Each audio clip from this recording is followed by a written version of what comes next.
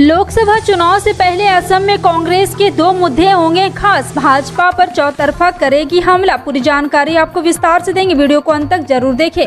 बता दें कि उदयपुर चिंतन शिविर से कांग्रेस के सूत्रों ने कहा है कि नागरिकता संशोधन अधिनियम का विरोध और 1985 के असम समझौते को अक्षरशः लागू करने की मांग लोकसभा चुनाव से पहले असम में कांग्रेस के मुख्य मुद्दे होंगे और जिसको लेकर के भाजपा का यहां से सुपड़ा साफ हो जाएगा।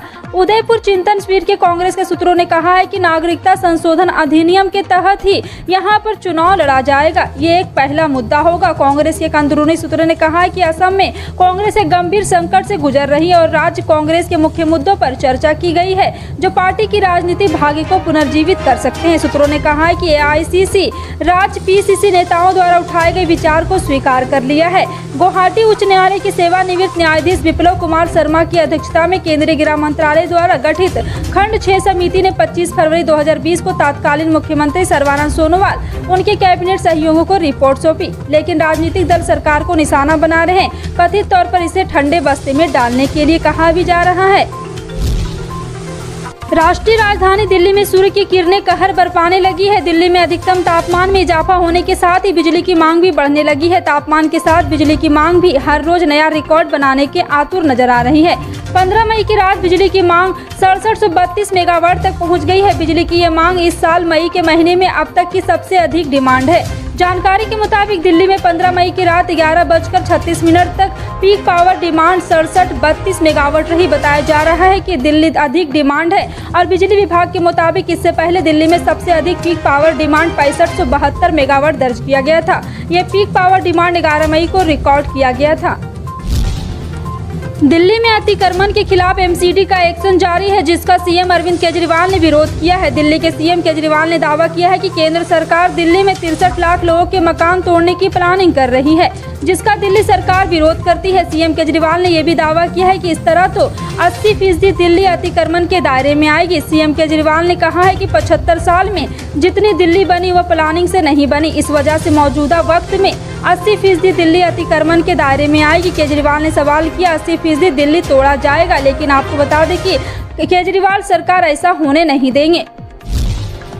कश्मीरी पंडितों पर हो रहे हमलों को जम्मू कश्मीर के पूर्व सीएम फारूक अब्दुल्ला ने फिल्म कश्मीर फाइल से जोड़ा है। फारूक अब्दुल्ला ने कहा है कि अगर कश्मीरी पंडितों पर हो रहे हमले को रोकना है तो सरकार को कश्मीर फाइल फिल्म पर बैन लगाना चाहिए। फारूक अब्दुल्ला ने कहा है कि देश में मुस्लिमों के खिलाफ नफरत का माहौल है, यही कश्मीर मुस्लिम में जो गुस्सा है उसके पीछे की वजह है। बातचीत में कश्मीर फाइल फिल्म का जिक्र करते हुए फारूक अब्दुल्ला ने कहा है कि मैंने सरकार से कहा, क्या कश्मीर फाइल सच है? क्या मुसलमान पहले एक हिंदू को मारेगा, फिर उसका खून चावल में डालकर उसकी पत्नी से कहेगा तुम इसे खाओ? लेकिन आपको बता दें कि यह एक अलग ही अफवाह है। फारूक अब्दुल्ला ने आगे कहा, कश्मीर फाइल बेबुनियाद फिल्म है जिसे मुल्क में सिर्फ नफरत पैदा की है।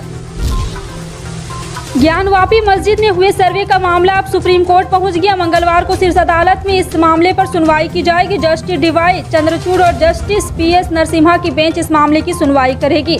इस केस की सुनवाई मंगलवार दोपहर को हो सकती है। बता दें कि मस्जिद कमेटी ने कोर्ट कमिश्नर के सर्वे और नियुक्ति को चुनौती देने को लेकर सुप्रीम कोर्ट में याचिका दाखिल की थी। इस पर ही कोर्ट सुनवाई करेगा। बता दें सोमवार को ज्ञानवापी मस्जिद के सर्वे का काम पूरा हो गया है। कोरोना वायरस ने पिछले 4 हफ्तों से जो चिंता बढ़ाई हुई है, अब उसमें कुछ राहत के संकेत मिल रहे हैं। दिल्ली एनसीआर समेत बाकी इलाकों में भी कोविड के नए मामले और मौत का आंकड़ा कम होता दिख रहा है। कल खत्म हुए हफ्ते की बात करें तो दिल्ली एनसीआर में कोरोना केसों में 20% की कमी दर्ज की गई है। देश की बात करें तो 9 से 15 मई के बीच कुल 18,500 नए कोरोना केस सामने आए। वहीं से पिछले 7 दिनों में 23,000 कोविड केस देखने को मिले थे। महाराष्ट्र के पूर्व मुख्यमंत्री देवेंद्र फडणवीस ने प्रदेश की उद्धव ठाकरे सरकार पर तीखा हमला बोला है। उन्होंने महाविकास अघाड़ी सरकार की तुलना बाबरी जैसे संरचना से की है। उन्होंने कहा है कि वो तब तक चैन से नहीं बैठेंगे जब तक आपकी सत्ता के बाबरी जैसे ढांचे के गिरा नहीं देता। उन्होंने मुंबई में पार्टी की महासंकल्प सभा में बीजेपी के अन्य कार्यकर्ताओं के साथ हनुमान चालीसा का जाप किया।